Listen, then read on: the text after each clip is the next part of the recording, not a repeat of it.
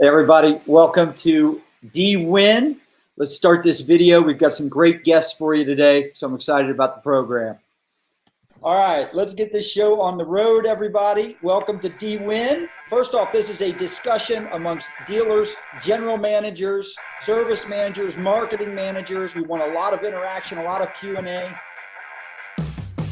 So training is a huge part of our development. And one of the things that in how we structure our business development center at our stores, my mentality with my team has always been, you need to give the people on the phone the same attention and training that you do your frontline personnel.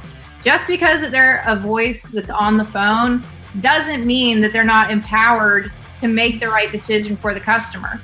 Whether we're looking at Steve Jobs or we're going to Amazon with Bezos, they both start where? With the customer. And so when you get a chance to see somebody in her role that has all that responsibility and see where they start, work their way back, the encouragement for our audience is, hey, look, the answers are out there. And that's the problem with dealerships. They can't see the forest for the trees, and it's exactly what you said.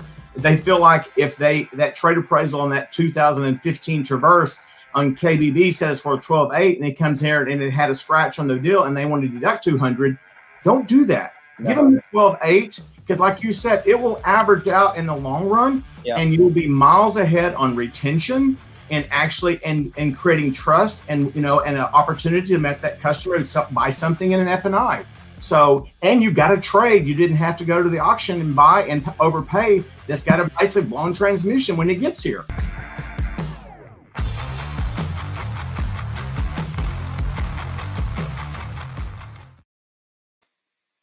Everybody, welcome back. All right, my name, your host is Scott Joseph. I'm the CEO of J&L Marketing. Also own 3 Honda dealerships. So I get to wear that hat on both sides of the aisle, the vendor and the dealer side. I am excited today because I think we're talking about something that is always in a dealer's top 3 biggest challenges, and that is how do we improve or boost owner retention or owner loyalty and customer retention. So I've got some experts that I'm going to bring up to the panel real quick. Let me add them to our stream here. Mr. David Boyle, Mr. Chuck Kramer. Welcome, guys. Hey, Scott. How are you? Doing great. Doing great. Scott, thanks for having us. More than happy. And it's my, I'm humbled that you guys joined me up here. I appreciate it very much so. So David, CEO, founder of Tire Profiles. I love talking to you about owner retention, customer loyalty, because I think you have a very unique and different approach. You dissect the cause, the root cause as to what might be causing a lot of it. And I really, I like the data you bring to the table. And quite honestly, what you say just makes sense to me. So that's one of the reasons I wanted to bring you up here. So I'll let you introduce Chuck real quick, and then let's dive in. Pleasure to do that. I think, you said something in your opening remarks, Scott. You said it's always in the dealer's top 3. And I guess that's something I'd like to talk about today, because I'm not 100% sure that that's the case, to be honest with you. I think if it was the case, dealers would be looking at and doing some different things, in my opinion. But one of the guys that I know it is not only in his top 3, it's in his top 1, is the guy that I asked to join us today on this panel. Mr. Chuck Kramer. Chuck and I have known each other for 20 years. And I'm going to say this without trying to make him blush. Without doubt, one of the best operators I've known. I met Chuck back early in my career when he was running one of the largest Ford dealers in the country for Randall Reed, and was doing a lot of the things that, Randall and his stores were sort of known for some of their cutting edge stuff. And a lot of that was as a result of Chuck and his leadership at that dealership down in Houston. And he's branched out on his own now and has got, he's got his own dealer group that he's working on now with a partner. It's the Foundation Auto Group, and they're growing like a wind.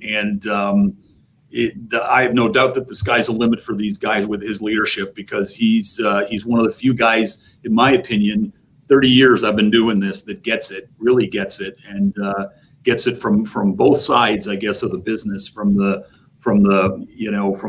sales, obviously, and vehicle sales side, but also the service and after sales part, which is obviously the part that I'm a part of with my business. So I'm pleased to have him here. I'm thankful that he gave up some time. He's on vacation. Chuck, I really appreciate you taking some time off the ski slopes to come and spend a bit of time with us. But fantastic to have you here with my friend, and I appreciate your time.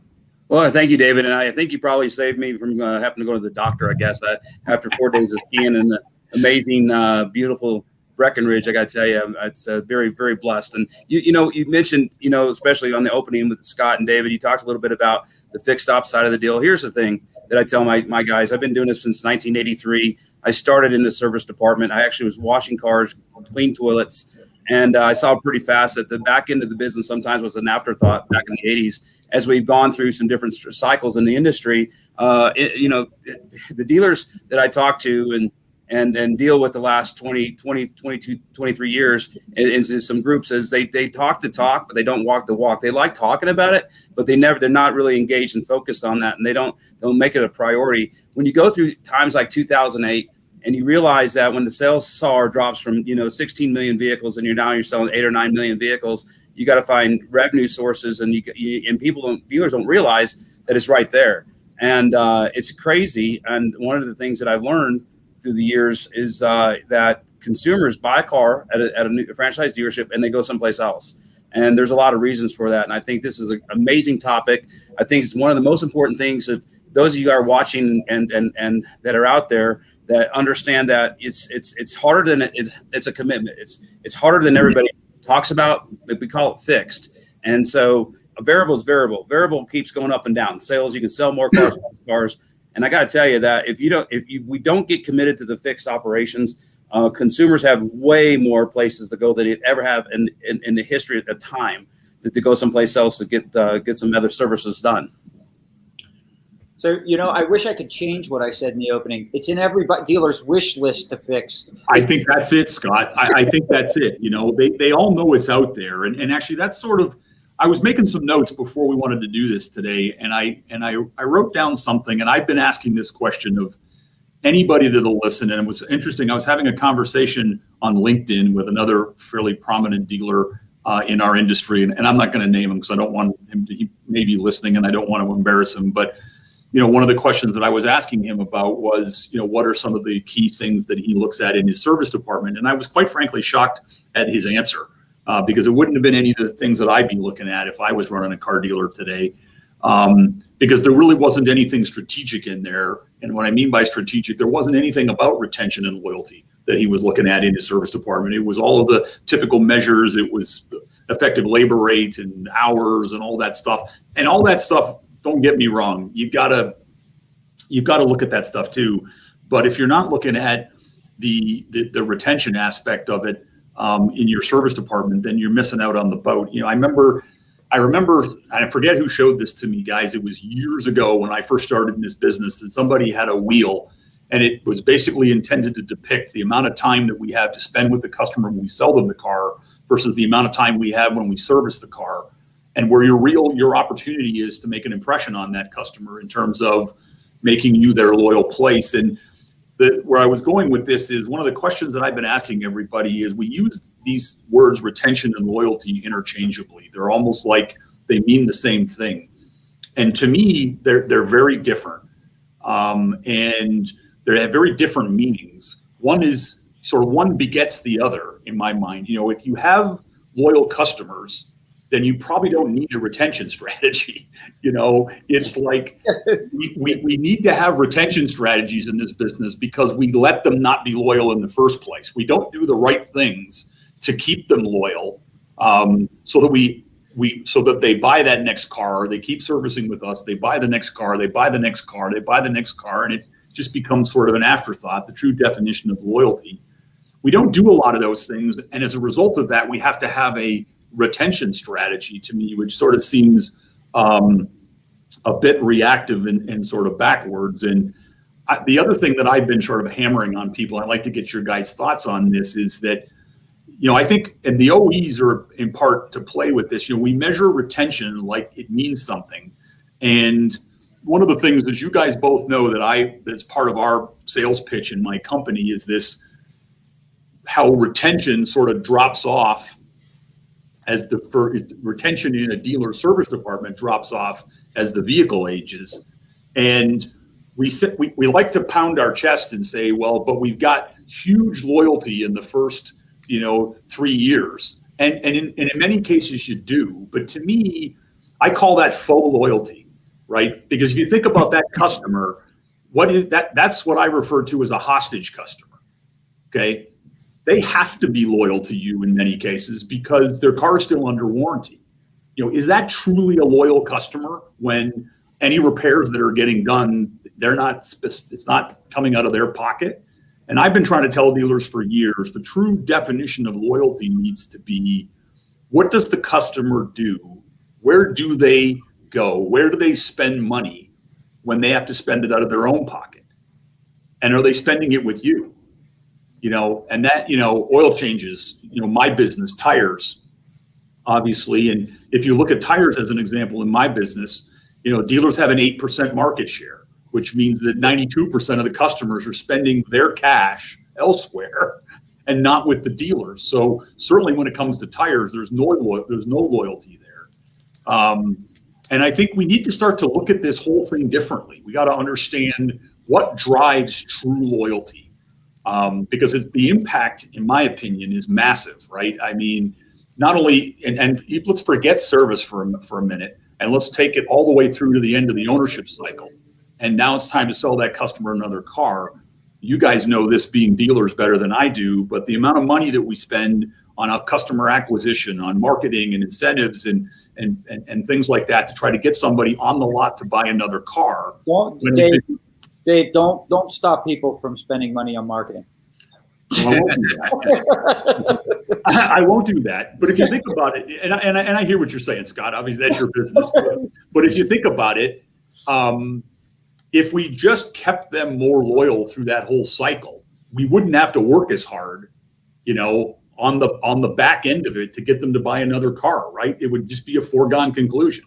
I agree. The thing that Dominic just mentioned that then loyalty, you got loyalty and retention. And I think that so many times you mentioned this, correct, David, when you said that the people are looking at, okay, what's your your effective labor rate and all these different things. I don't measure that. I got Justin is at my fixed op guys. He'll come and goes, oh, look at our effective labor rate, but look at all these factors out there that sometimes drives customers away. I look at actually, is the customer coming back to the dealership and what are they coming back for? Number two, I look at the hours and we get so caught up in effective labor rates and we get so caught up in, say, oh, my effective labor rate is this and I tell my guys all the time, it says, I want to look at the hours. What is our efficiency in our shop that we can bring a customer in and basically get them in and out? And when I think Dominic just posted, he says, when you got $150 an hour door rate, when the labor goes away, when your warranty goes away, that we get so fixated on that sometimes I think we run our customers off.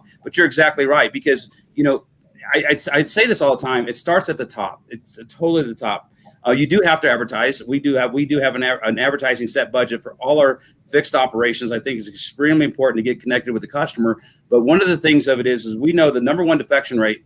And I worked with Ford Motor Company on this. I worked with them, and we came up with the first offsite quick lane. I convinced Ford Motor Company to be able to put offsite service centers called Quick Lane Tire and Autos, because I felt that was the biggest defection rate. Tires is the number one biggest defection rate. Once a outside company, a third party, grabs you away with those tires, they're now going to do brakes. They're going to do oil changes. And I think our biggest thing of it is getting committed to the process and getting committed to, not trying to gouge the customer and make sure, understand those margins on those tires are low. And we started looking at our margins and stuff and saying, solely based on your service part, on your margins, what happens of it is you want to look at what you're selling. Might want to separate your tire sales, and then basically says it doesn't affect the total overall, average RO on a ticket. So I think that, I think retention, there's a big difference between retention and loyalty. Retention sometimes is there because the customers come back because they have to, because maybe the dealership sold them, prepaid maintenance that you have to come back to the dealership and they're forced to come back. Or they've done some different things on the warranty saying tires for life. If you don't come back to the dealership, that's retention. I'm talking about true loyalty is actually offering the customer the things that they buy. and do it at a cost. Look at the cost of these services that you're giving the customer and make sure they're affordable. Shop them and find out what's going on. Then you want to look in your shop and make sure you have the right techs. You don't want a $40 an hour tech changing oil. You want to basically, stagger your shops and get your A, B, C, D techs, and so that you can go do those services and protect your profit. But people look at the profit too much. They want these huge margins, or they want a 70% return on their gross, So I tell people, it says I'll run a lower margin, I'll lower a lower gross, but I'll get that customer back better than our competition. And let me tell you, we're right now. I went to Kevin Kaczynski started a company called Foundation Automotive. We've looked at over now 700 dealerships that we were looking to purchase. We have approximately 20. We're getting ready to acquire another 20 dealerships in the next 8 or 9 months. I get to see this firsthand, and I can't believe. I look at these financial statements and I start tearing these things apart. And I got to tell you that I jokingly say this. I think around cocktail hour, the dealers want to say, "Hey, yeah, I'm in the service business, and my effective labor rate is this, and my average RO is this." But I don't think they dive in and see what the return is, because I don't think they're getting. Yeah, they're really not in it, right? No. Mm-hmm. And by the way, Scott, the whole part that Chuck just said about tires, I did not ask him to say that. I'm gonna let you know that was not a setup. I'm just a tire guy. I'm a tire guy. I'm just impressed that Chuck agreed to do the show while he's on vacation. And there you go. So normally I'm joined up here with Jamil Zabaneh and then Sandy Cerami, and they're on vacation, but they're not here. Yeah, so it leaves me to hold down the fort. I'm so passionate about this business. I just think I started 37 years ago, and I just think I'm just starting learning. And I think when you start learning and stop evolving, then you should get out of the business. I'm more excited about the business I am today. And I think the biggest opportunities that I find right now is our fixed operations, because right now, I don't know if you guys know this, and most of the manufacturings are shut down because of commodity issues and restrictions. And all these dealers looking around going, "Oh, it's March. We should be selling all these cars," and you don't have them. And so they're just standing around. Now they're trying to jump into business and sometimes get in it, and it takes a commitment. And one of the things that we're having a really good month, comparatively. I don't compare it to last year, but I got my own goals. And I got to tell you, my fixed operations is probably going to have one of the best months these stores have ever had, even at the end of the pandemic. And I'm all over the United States. I'm even in Canada. I'm in Vancouver, where it's really shut down, in Ohio. I'm in Denver, and all over Texas. So I got to tell you that I talk about tires because I'm passionate about those also. And that's why Dave and I think get along really well. Well, I think that is why we get along so well. And it's, one of the reasons why Chuck and I have definitely, Dave, it's definitely the reason that you get along with Chuck. For sure. I mean, without a doubt, right? But seriously, I use him, and I've got a few other dealers that are very progressive thinking, like Chuck, that I use as sounding boards all the time for my business, right? Because listen, unlike you, Scott, where you're both a dealer and a vendor, I'm very open about the fact that I've never been a dealer. I worked in a dealership. I worked in a Buick dealership, a Buick GMC dealership for about a year when I was in my 20s, service in the service department, and that was it. I mean, I have spent my entire life on this side of it, and I tell people all the time that I don't confess to say that I know how to run one of these, but like Chuck, I see a lot of dealers. I see thousands of dealers every year, and I talk to thousands of dealers every year, and I see things and I go, I see things that I think have become the norm in this business, like fixation on effective labor rate. And I think sometimes it helps me, having not been on this, because I look at that and I say to myself, as a business, I've run 3 different businesses now, as just a business operator, that's a metric to me that is very flawed. And I understand why people, you use it. You got to make sure that you manage your margins. But if you manage your margins to the point where you start to manage yourself out of the work and out of the business, to what end? Yeah. I mean, if you can't, and tires is where, I got fixated on tires, as Chuck knows, 8-10 years ago after I left the multi-point inspection space. And I got fixated on that because I believed in my heart that it was the next big opportunity for dealers. I felt that the way cars were going with the quality of the vehicle and extended oil life intervals and all that kind of stuff, that the work that's traditionally found from multi-point inspections and those types of things was going to continue to drop and drop and drop. And the dealers needed to look for work that traditionally, they didn't get. And if you look at that, it's tires, the real light maintenance stuff, the low margin, very competitively priced light maintenance stuff that for years dealers were okay with letting that go, to the aftermarket. One of the things that I ask a dealer to do often, in fact, I did it with your operator in Ohio, Chuck, when I was there. We were sitting in his office and I said, next time you get a minute, just Google search tire shops near me.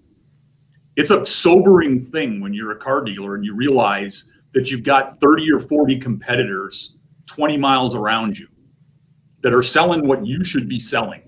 And they're there for a reason, right? They're there because, that's where the customers are. And they know that the dealers have traditionally not wanted that work. And they're there to pick up what the dealers don't want. I like what you've said before in the past, where I've heard you say, I don't understand why dealers just don't buy some of those independent repair shops. Well, that's sort of what Chuck and Ford were trying to do with quick lanes, right? They were basically trying to do that. Yeah, we did that. In fact, I was worked with a guy named Don Cape and Alan Mullally, even at the top with Ford, and and they were totally dead set against a guy named Chris Thornton. He worked for Ford on the parts and service side, and he said, Chuck, our shops are full of recalls and heavy line work and stuff, and you're running out of space.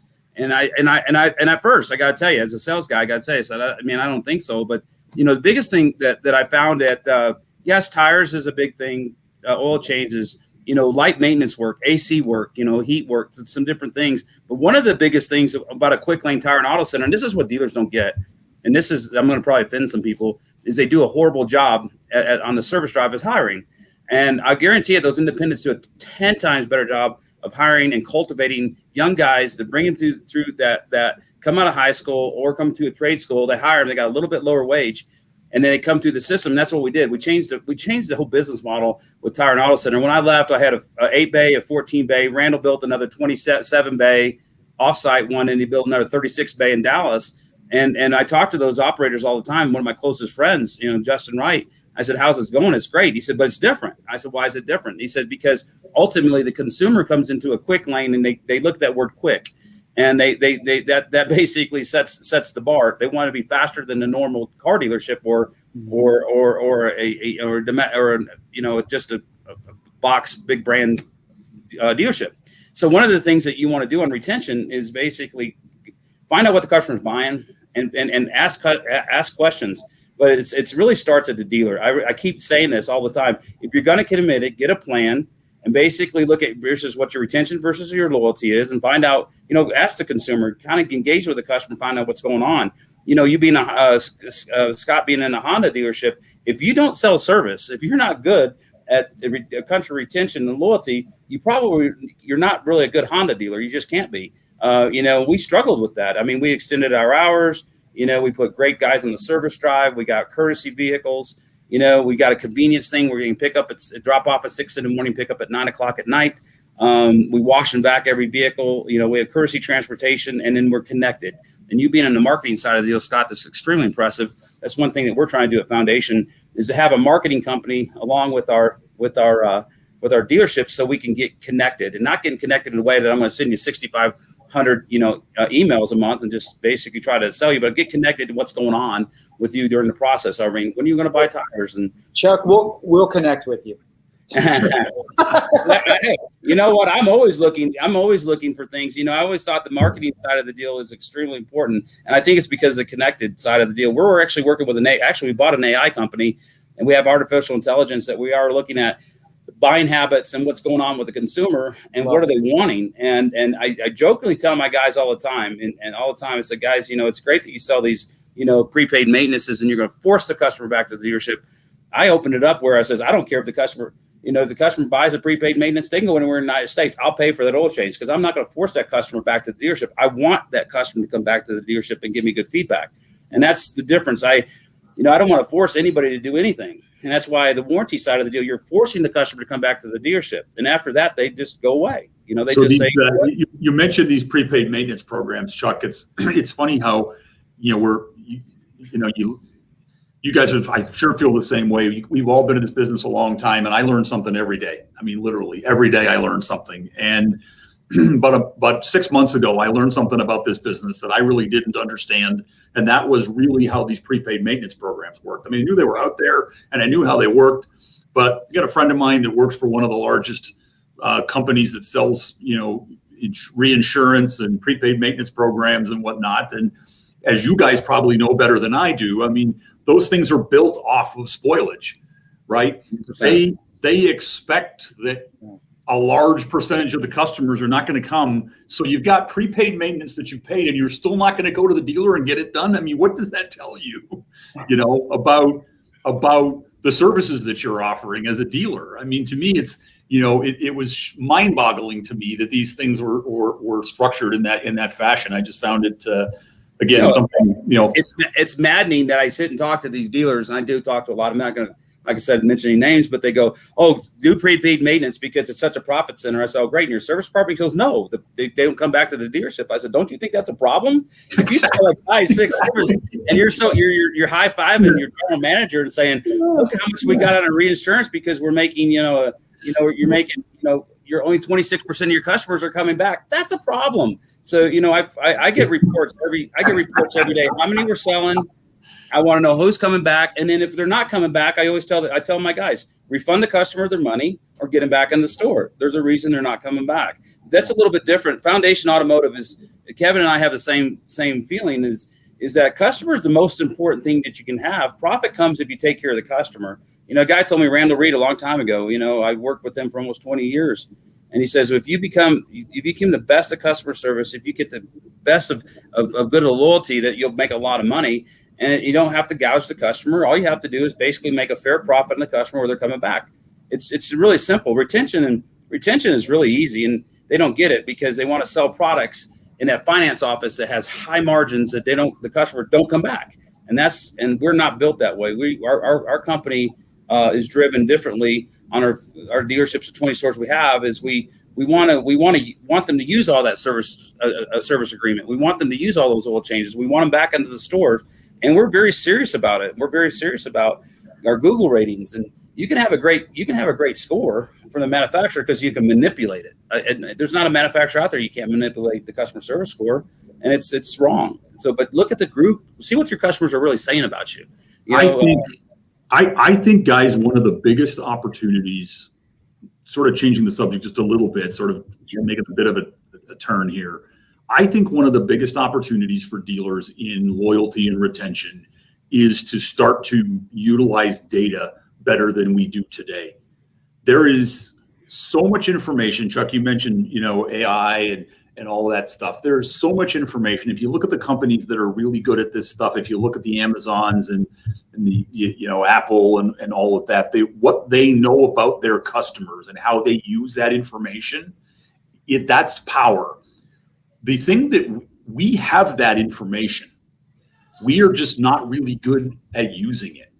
No, and that's one of the things that it's probably the most important thing that I'm working on right now with my company is trying to figure out a way to make data that dealers have actionable and make it something that you can use. And it just, again, not to plug the business, but just to go back to tires for a second, we all recognize that tires is a defection point. Okay. Well, if you're a dealer and you know when that customer within a week or even a few days potentially window of when they're going to defect, is that not powerful information to have? It's amazing. I love your information's there, as you know, Chuck, from the conversations that you and I have had. That information's there. We just don't use it, And one of the things that I'm committed to, and my company is committed to, is creating platforms to be able to use that. Because again, you got to recognize, especially when it comes to this light service stuff. And this was I think this is where you were going when you were talking about the quick lane thing, because as you know, Justin and I are friends as well. I've known Justin for years. And, when they built the quick lanes at Randall's place, one of the things they found was that if you build something that looks like a Jiffy Lube or looks like a Pep Boys, but it operates like a car dealership and it can't be quick, well, then it isn't. You're not competing, right? All you've done is add some extra bays to your service department, and you're not providing the customer what they want. And I think that part of that is understanding what does the customer want in these areas and these things that they're defecting from you for.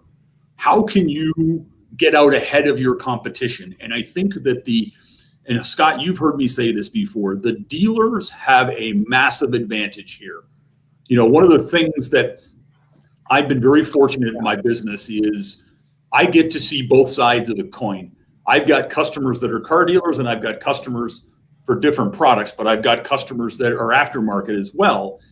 And the level of sophistication that the dealers could have because of the data that they've got, if we used it, the advantages that the dealer would have is massive over most of the aftermarket competition, because they're just not as sophisticated. And I think that, one of the stories I tell, and you've heard me say this, Scott, a friend of mine was the former CEO of probably the largest aftermarket repair chain in the country. And I was having dinner with him one night and I asked him, I said, what keeps you up at night? And he didn't even hesitate. He said, the dealers. And I had to do a double take, Chuck. I mean, I kind of went, what? You're worried about dealers? You got 1,400 locations. You're selling tires like crazy and you're doing this, and you're worried about dealers? And he said to me, if the dealers ever wake up and realize the power that they have with the information that they've got and what they can provide, and if they start to get price competitive and they really start to go after this business, they will put us out of business. Because, and he's right, if you think about it, you own the customer to begin with, okay? You just got to figure out a way to not let them get to the aftermarket in the first place. And if you can provide an experience and manage that relationship through data, I personally believe that dealers can put a world of hurt into the aftermarket if they really wanted to. Well, I'm sitting here, I'm in the industry, and I can tell you, if I had a car and thought of tires, the last place I would probably think about is my dealer. I just would automatically go to, all right, what company, Firestone, whatever, what do they, who sells tires, right? But I want to bring out, and Chuck, you started talking about some best practices that could help with retention and loyalty. You guys, Chuck, you're operating a lot of stores. You're visiting a lot of stores, so you guys are exposed to a lot of different things.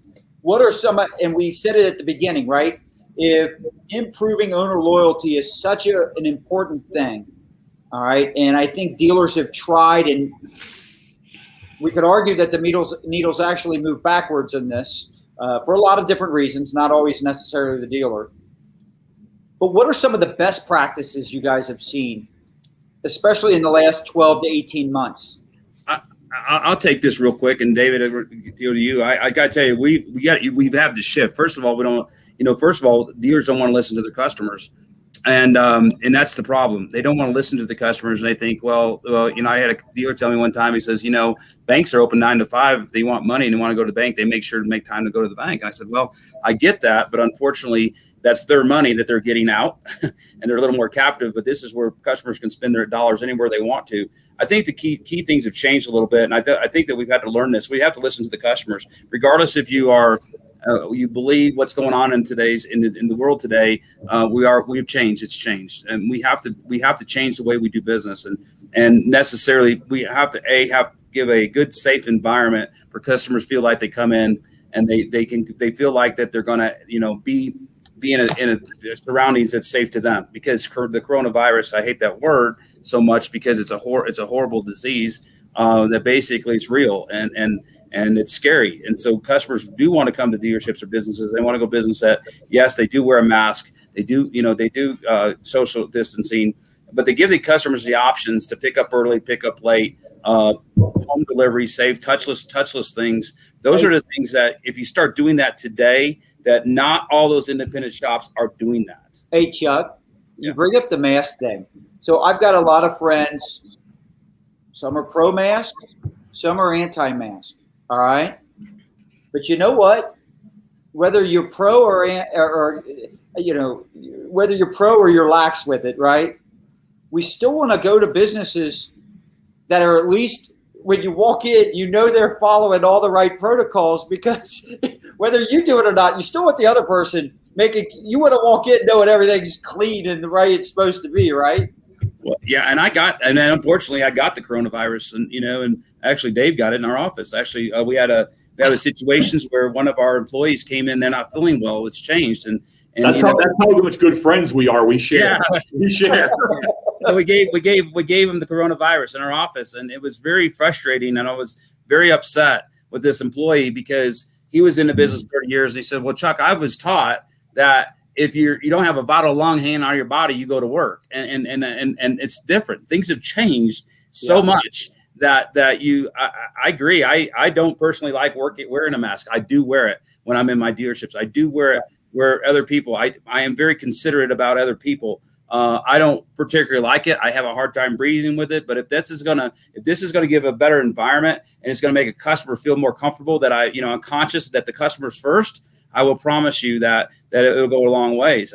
As a customer, you're sitting there thinking, well, if they're not going to do the things that are important that I can see, I sure in hell know they're not doing the things I can't see, right?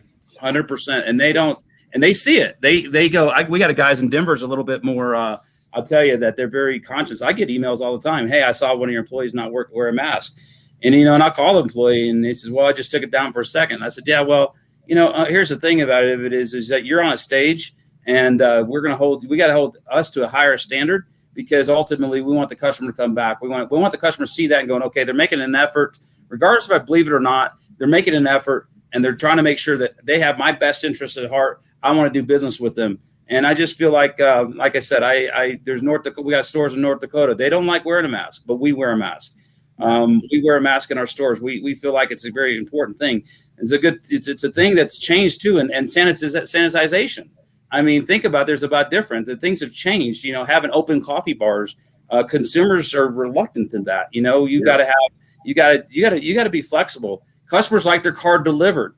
They like their car delivered with the steering wheel wrapped, with the floor mats on this deal. They like to see the guys in booties. They like to see that you guys wearing gloves. It's not that they're worried about themselves. They're probably worried about their grandparent or their parent that basically is a high rate. I think if you guys we will embrace this at some point, the business will go back to somewhat normal, but we're always going to be conscious about one thing, and that's sanitation, and making sure listen to the customer, what they want, picking up and delivering. We just started the deal. We got jumped on feet. We're doing courtesy delivery, pickup and delivery, but giving a courtesy vehicle. And then also we're doing offsite truck. We got a big old truck that we're doing offsite service. But I want to go back to one thing that you talked about, best practices. I got a perfect example. A Chevrolet store we purchased. It's been in business for 30 years. All I did was open the lane, and Dave knows the store.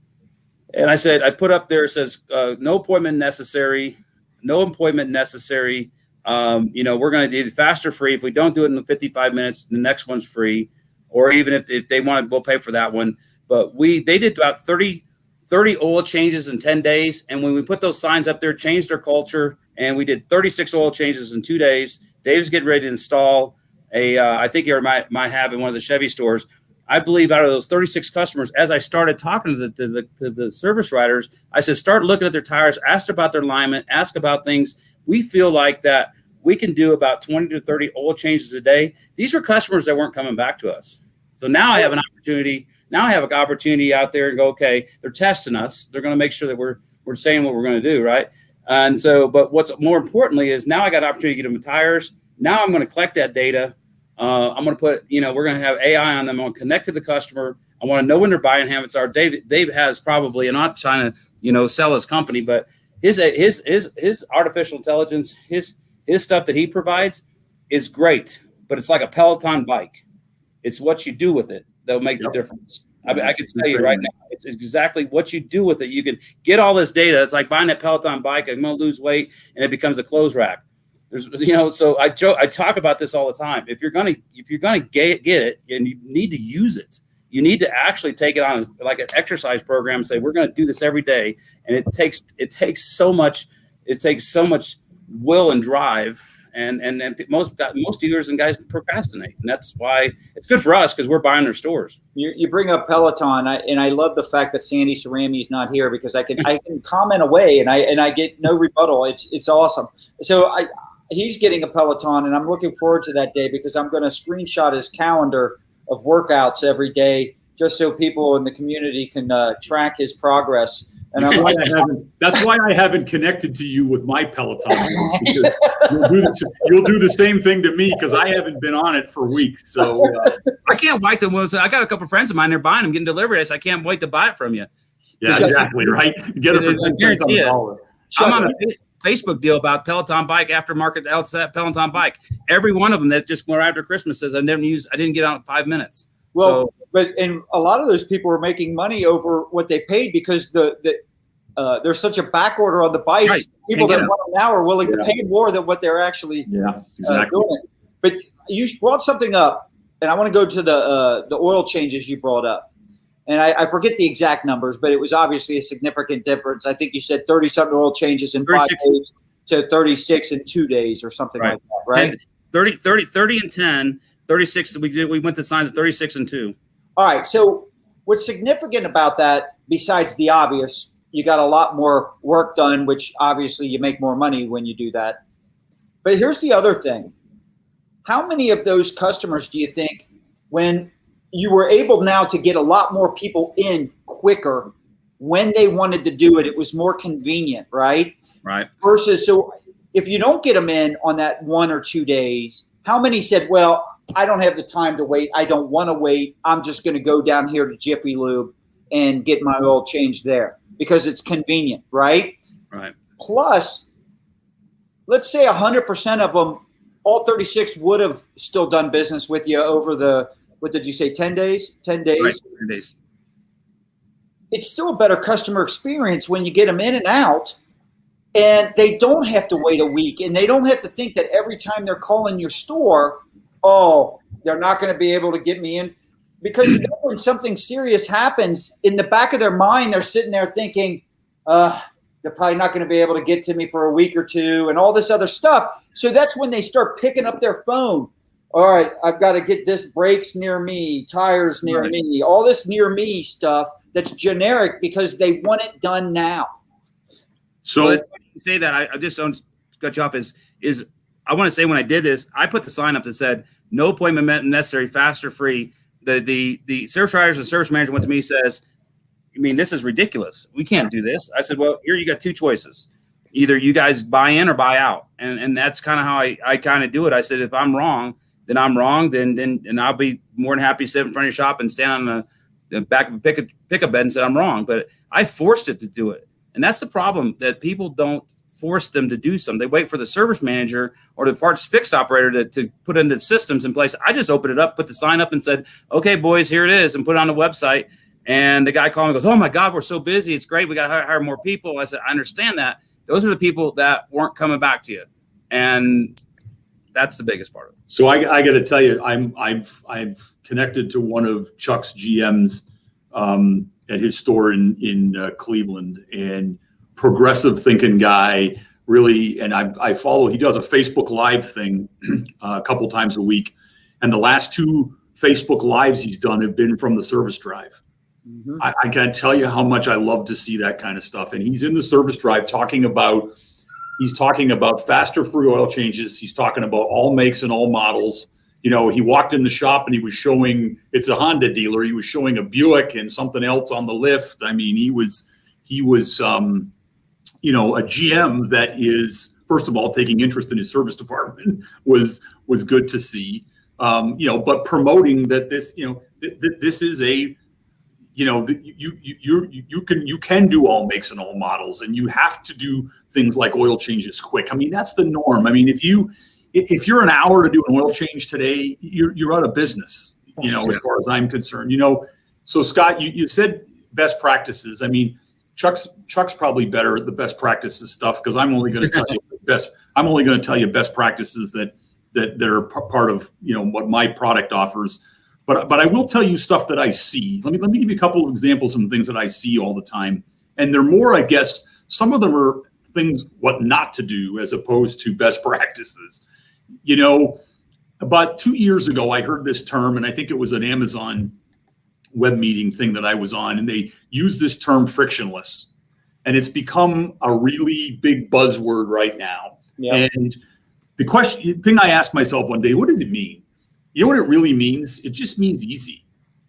That's what it means. I mean, it's simple as, pare it back. It just means easy. And one of the things I think we need to ask ourselves is, are we easy to do business with?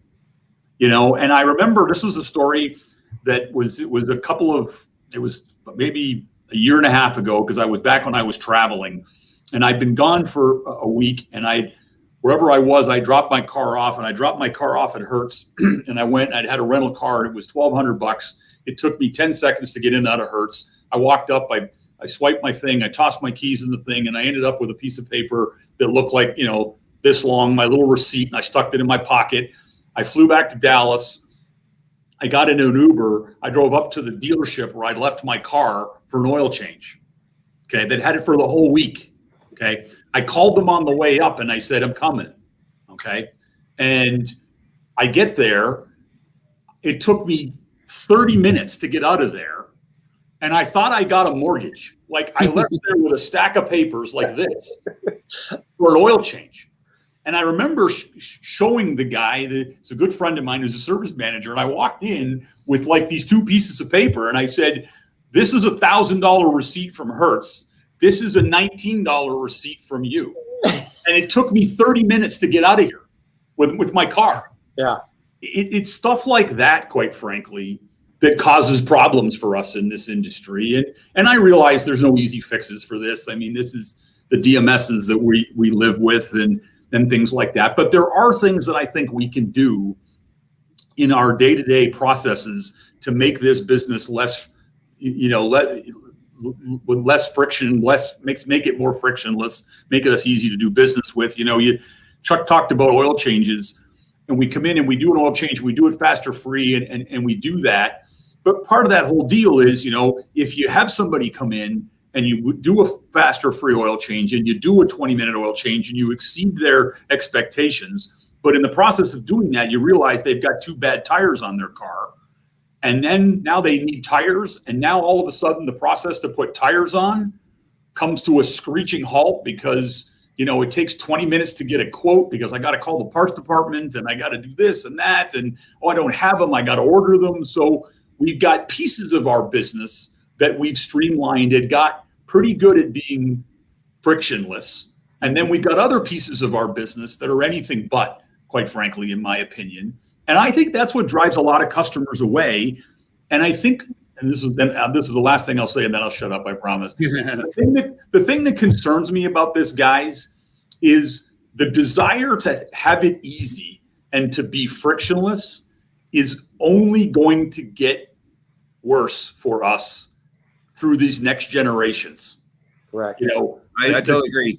The generation that is used to ordering everything on this and getting it delivered to their door, they will not stand for the typical dealer processes. I'll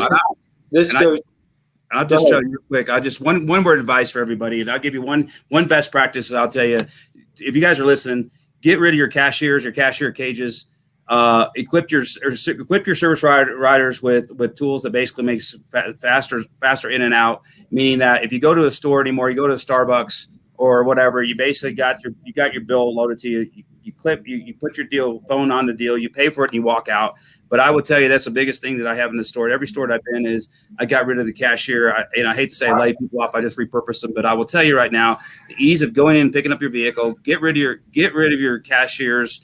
I will promise you. You want that service rider or whoever that contact person is to explain the charges and get you in and out. And I guarantee if you do that one thing, you'll see your customer service go up. You'll see your customer retention will go up, and your loyalty will go up. Yeah. Yeah. And, it's stuff like empowering the consumer. Chuck, that's something you hear me preaching all the time. That's what we put a lot of emphasis in our newest product on that, into sort of take this. I think one of the definitions of frictionless is giving the customer the ability to make choices, giving the customer the ability to, I call it buying rather than be sold to, where, they feel better about the transaction because they were not sold to, one of the things that I find, as a consumer of this industry, it's hard for me to say almost, because I spent, as you know, Chuck, I spent 20 years of my career on the vehicle inspection side of this business. But the whole process of the way we inspect vehicles, and then we hand this customer a report, and the first thing we said is, well, my tech says you need a bunch of this stuff, and there's very little explanation of what it is, why it is, all that stuff. It's my tech said. I find that whole process now as a consumer so off-putting. It's sort of like, well, what do you, I brought my car in for an oil change, and now you're telling me it needs $1,100 worth of stuff, and you're really not explaining anything to me. You're just telling me that, the technician checked my car out and gave you this big long list of stuff, that I'm supposed to buy, which is why I love some of these new products that are coming down the pipe with video and things like that are helping explain to the consumer, which is why we do what we do in our product in terms of, one of the things that I got kind of beat up on with our product when it first came out by a few folks was, we're taking our tire inspection stuff and we're texting it right to the consumer. and somebody said to me, "Are you trying to get rid of service advisors?" And I said, "Hell no, I'm not. But what I want is I want the customer to have the same information that the service advisor does, so they at least feel like that there's not some big, cloak of secrecy here. You took my car back there, you did something to it, and now it needs a whole bunch of work. We need to be more transparent than that. And I want to empower and engage the consumer, to have more information, which is why I love these new video MPIs, right? It's coming right from the tech, but he's taking video and talking over it while he's taking it. I think these are examples of things that I think that dealers should look at. Unfortunately, dealers get so afraid of technology, and I get it. On one of my own podcasts, I did a podcast a bunch of months ago that was entitled "What's in Your Closet," and I have this theory that every dealer has a closet hidden in their dealership someplace, and what's in that closet is all the stuff that they bought over the years that didn't work, 100%. And they're too ashamed to let everybody know they have it. That means they're not afraid of it. They're just afraid to be burned again. Well, exactly, right. And I get that. Believe me, doing what I do, for a living every day, I get it. But they let their employees. They let their employees basically dictate their policy, and that's the difference of it. The difference of it is goes back to hiring. When you hire somebody, you show them the technology and have a detailed job description. Say this is what you're required to do. It doesn't happen that way. It just we're hiring a rider down the street because he writes $200,000 worth of sales. Yeah, but how does he do it? I'm telling you, it's you're right about it. It's just the fact of it is it makes me so mad. I go in these stores that all these iPads I bought, they're sitting and stacked on the service manager's desk. I said, look, I will change people before I change process. And if you have that mentality, you're basically going to get results, because employees like to know what's expected of them, and they don't like change and don't want to come with the newest gadget. Here's a new gadget. Here's a new gadget. Get your gadget, stick with it. Doesn't matter. It will never, no matter what the technology is, stick with it. And if it changes, then you change it gradually into the new system. But you got to you can't dictate. I hate that word dictate, but you got to basically hold a standard to the guys and say, you're going to use it. This is how we do business in our company. Other companies may not. Just go away. That's kind of how I feel about that. This is why Scott, this guy's successful. Yeah. I mean, again, I'm not trying to brag, but this is why he's successful. This is why he's been successful, because if more GMs took that approach, they wouldn't have these closets. Because listen, and I'm not trying to brag on vendors. I've never seen a bad product. They're just, listen, we don't get, guys like me don't get in this business to rip dealers off. We don't say, hey, let's see how crappy we can make something. I mean, I got a building full of people here that are busting their ass every day trying to build good stuff. it's not good products. It's usually just bad execution. And unfortunately, I can't manage the staff. I can't make the people use the tool. I can't make them do it. And like Chuck said, if you make an investment in some of these technologies that will help you be easier to do business with and less friction and all that stuff, it has to become a condition of employment. And I don't know why we're afraid of that, because if you go get a job as a barista in Starbucks, they give you a toolkit to make the coffee. You can't come in and say, no, I have my own. I like to do it this way. But yet, unfortunately, we let service advisors. You got 5 guys on the service drive. We'll let all 5 of them write service a different way. Because we think that that's making a better work environment for them. It's really not. People like structure. People like to follow processes. That's what that's what most people gravitate to. And so clearly, if it's a bad process, you want to provide them an opportunity to provide input. But in the end of the day, if you've got something that you've implemented and it's good for your customers and it's good for the dealership, then it needs to be a condition of employment. And if you look at technology that way, particularly technology, I tell people all the time, technology needs to make it easier for your staff. It needs to be good for your customer, and it needs to be something that you can measure. You have to be able to measure the effectiveness of it. That way it won't end up in the closet. If you tick those 3 boxes, then I strongly encourage dealers, and this is going to sound very self-serving, but my best practice for dealers is to look at whatever technology is out there that's going to help make you doing business with you easier. To me, that's my message in this, Scott, in terms of a best practice, is that we have got to make transacting with our dealerships easier for our consumers, because right now we make it tough in a lot of ways. There is no doubt about that. You said something earlier about you were along the lines of helping people buy. It reminded me of we had Cole on here a few weeks ago, and he's a big dealer and used car dealer. And he was saying, our entire mentality here is we do not sell cars. We help people buy cars. And when you think about the mental shift that creates in terms of how you treat and what you do and how you act with customers, it's a shift versus selling someone versus helping someone buy. I love what Mark Durant said here in the comments. Isn't the secret of Amazon convenience and ease of use, which is what you're saying, right? And anyone that thinks that they aren't coming into our space, they're kidding themselves. We can do it better, and we have to show up. I think dealers have a huge advantage, but they have to embrace the change and make it a top priority and focus when it comes to this experience. So I had Brian Kramer on the podcast a couple weeks ago, and he did a phenomenal job. Now, this is on the front end of the store, right? He's, in terms of, we use the word frictionless, he's paperless. But he's not stuck and married. It's not a sacred cow to him. So in other words, he doesn't force every customer through this one way to buy a car through him. He's got this way. So the marketplace, the people in the marketplace that want to do it that way, they can.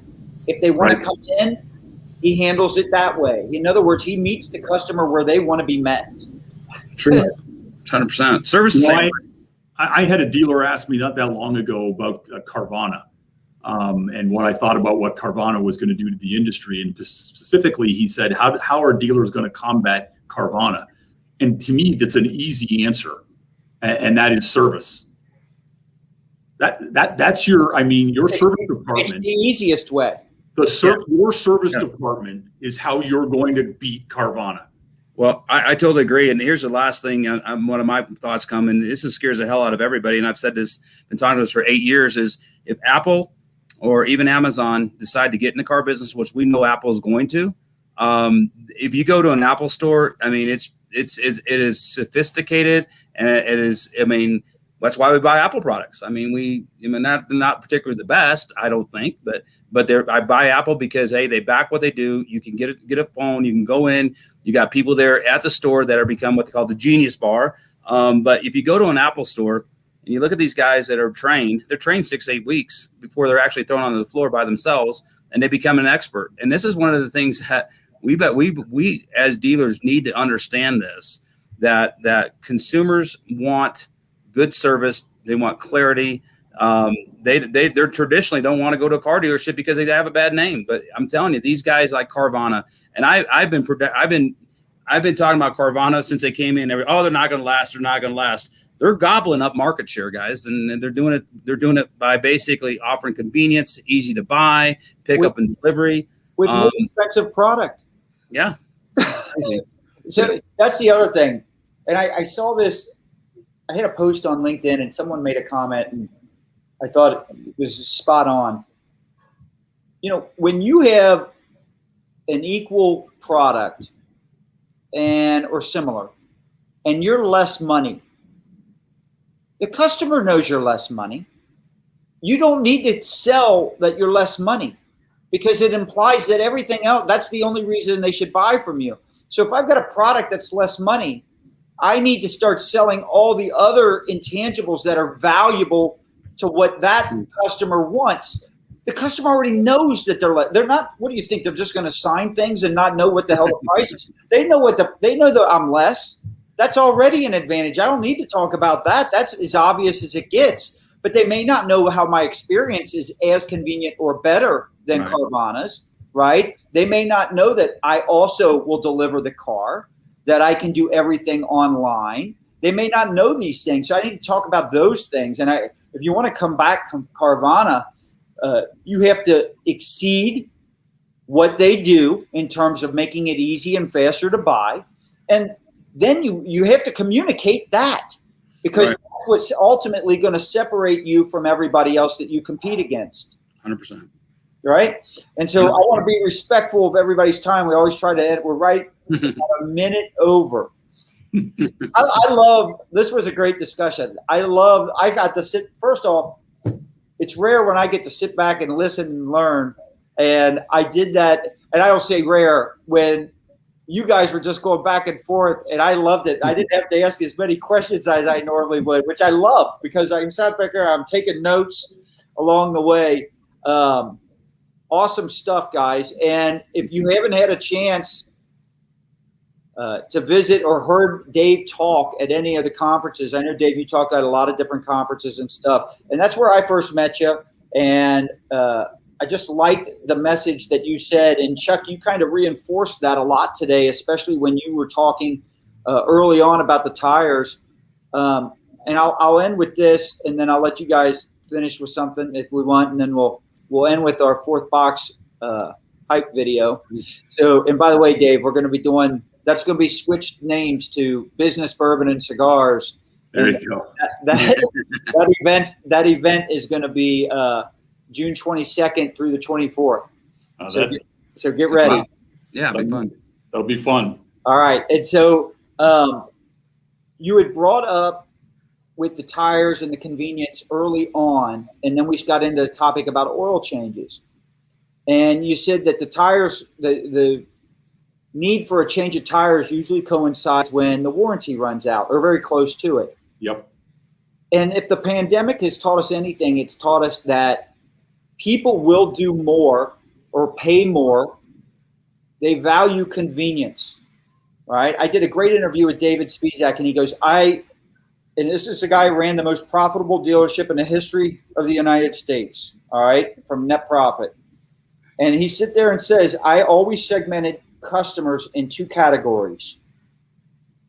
Money over time was one section, and time over money.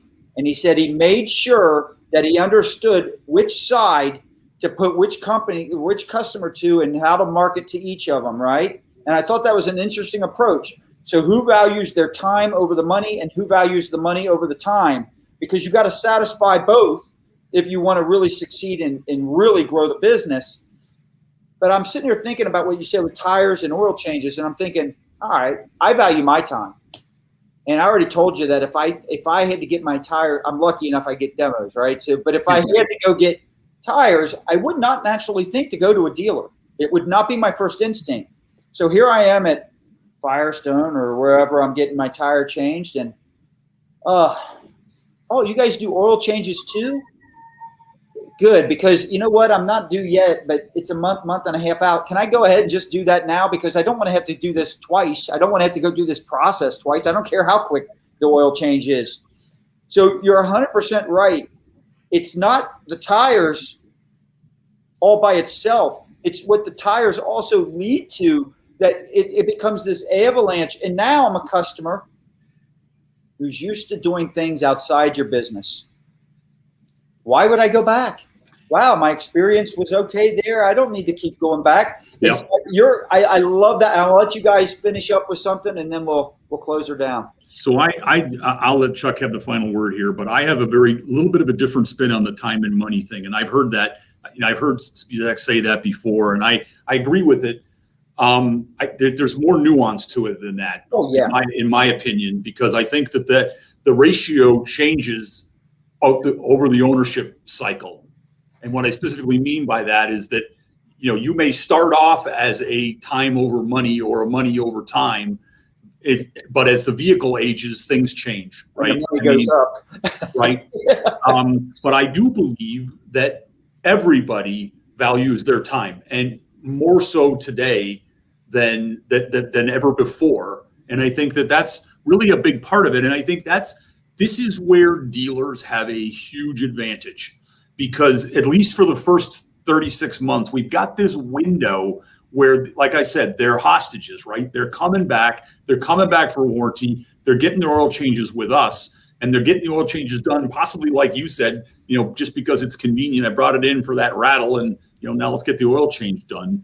We need to leverage that convenience into a lifelong relationship. They're coming to us for other things. We need to sell them the things that they don't normally buy from us, like tires. Yeah. We've got to put the processes in place to make it cost effective and convenience, all the things that Chuck was talking about, the tech labor mixes and all that kind of stuff. If we do that, it'll be transformative for these guys' businesses, in my opinion.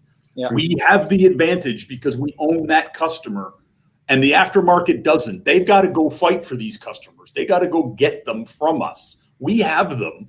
We just got to figure out a way to keep them. And it starts with that, what I call that moment of truth, right around 30,000 miles. What do you do with that customer? Because that's when that warranty is about to end, like you said, Scott. And it's when that first set of tires is likely going to have to be replaced.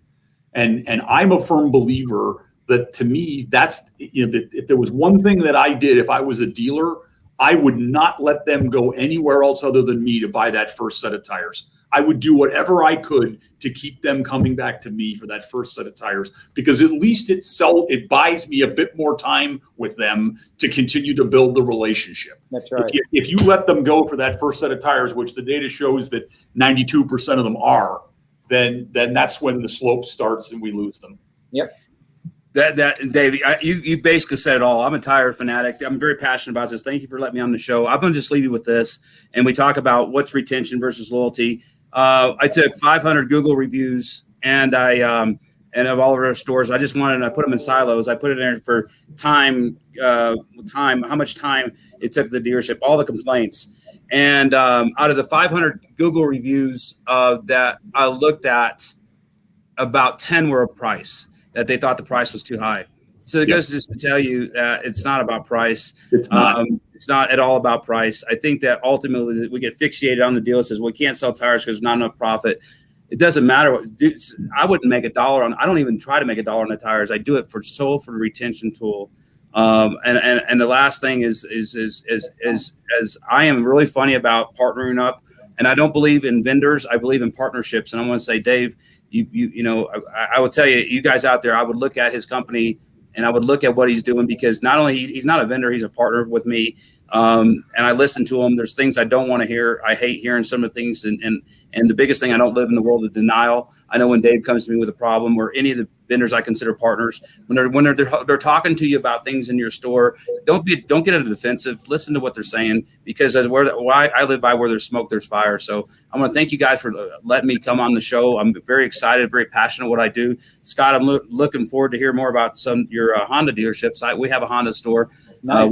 We haven't done the best. We're learning the Honda way, and we're getting better. So it's very refreshing to be here talking to a fellow dealer. Yeah, I'll tell you, you'll enjoy having a Honda store.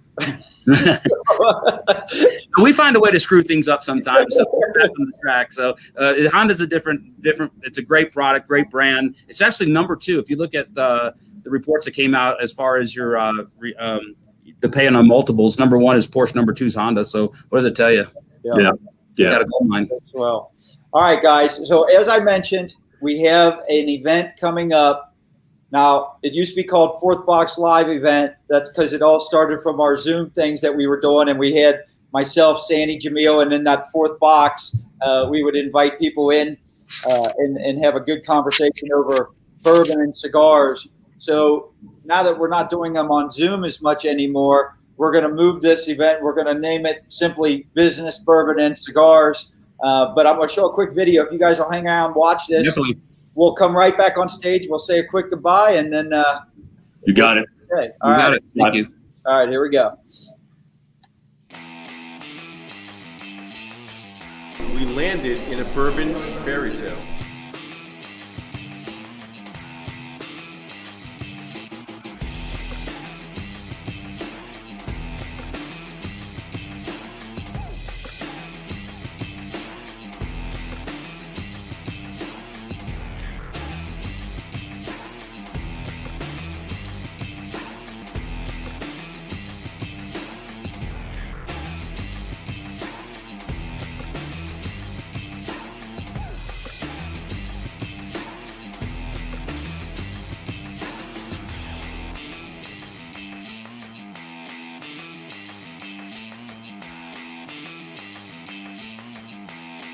If you're not here right now, there's only 2 questions. Why not, and what are you doing to get here? All right. It's awesome. I love it. What we didn't show a lot of, except for that last little clip, was the second day of all the excursions. So I have a good time. First off, I love talking business and coming up with solutions. And the exit polling, the anonymous surveys, everyone seemed to really get a lot out of it. But I can tell you, for the people who all stayed on the second day, that was equally as fun, at least for me. I loved it. Kathy, my wife Kathy hasn't stopped talking about it since we got back. It was a great visit, and we'll keep you in the loop on it, Chuck. If you can attend, I'd love to go. Yeah, you should. It's fun. We should maybe bring Justin too, because I think he did a lot of it too. So I think Justin and Caroline would love it. So yeah, and I'm gonna tell you what we're gonna do with the venue this time is so cool. I can't give it yet. I got to nail it down before I do. But if we get this, which I think we will, just badass. It's awesome. Fantastic. Awesome. That'd be fun. So, thanks, Scott. Thanks for doing this as you always do. Chuck, thank you again. Yeah, it's my honor. All right. Enjoy the rest of your vacation. All right, my friend. I'll just go spend money now. We'll talk. There you go. Go for it. Thank you, guys. Thank you. Thanks, guys. Take care. You bet. Bye-bye.